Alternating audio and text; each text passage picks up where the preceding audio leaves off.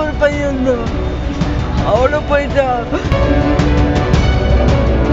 அது எவ்வளோ சம்பாதிச்சுன்னு கூட்ட முடியுமா மேடம்? ஆம்புலன்ஸ் இல்ல அப்படி சொல்றாங்க.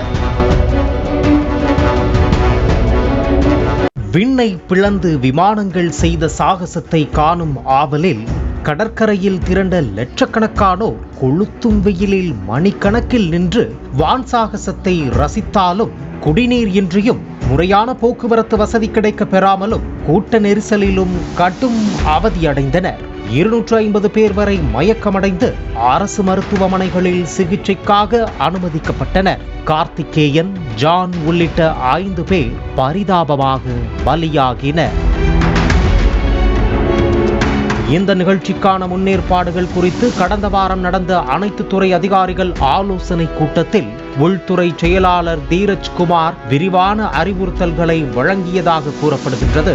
மெரினா கடற்கரை முழுவதும் 150 சின்டெக்ஸ் டேங்குகளில் குடிதண்ணீர் வைத்திருக்க வேண்டிய பொறுப்பு பெருநகர சென்னை மாநகராட்சி உடையது என்று சுட்டிக்காட்டியுள்ளார்.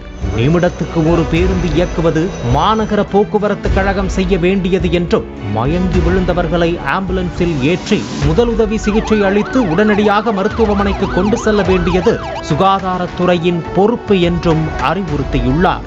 மக்களின் கூட்டம் குறையும் வரை கூடுதல் மின்சார ரயில் இயக்க தென்னக ரயில்வேயை கேட்டுக்கொண்டுள்ளார்.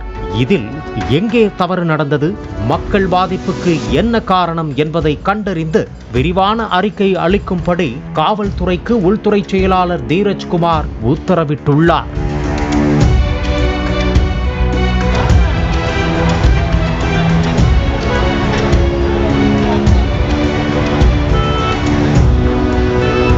இதற்கிடையே வான் சாகச நிகழ்ச்சிக்கு வந்து உயிரிழந்த 5 பேரின் குடும்பத்துக்கும் தமிழக முதலமைச்சர் மு.க. ஸ்டாலின் தலா 5 லட்சம் ரூபாய் நிவாரணமாக வழங்கப்படும் என்று அறிவித்துள்ளார். ப்ராப்பரா அங்க இது இல்ல, ஆம்புலன்ஸ் சர்வீஸ் இல்ல. கண்டிப்பா அட்லீஸ்ட் ஒரு ½ ஹவர்ல யாராச்சும் பார்த்து ஆம்புலன்ஸ் ரெடி பண்ணியிருந்தா கூட கண்டிப்பா காப்பாத்திருக்கலாம்.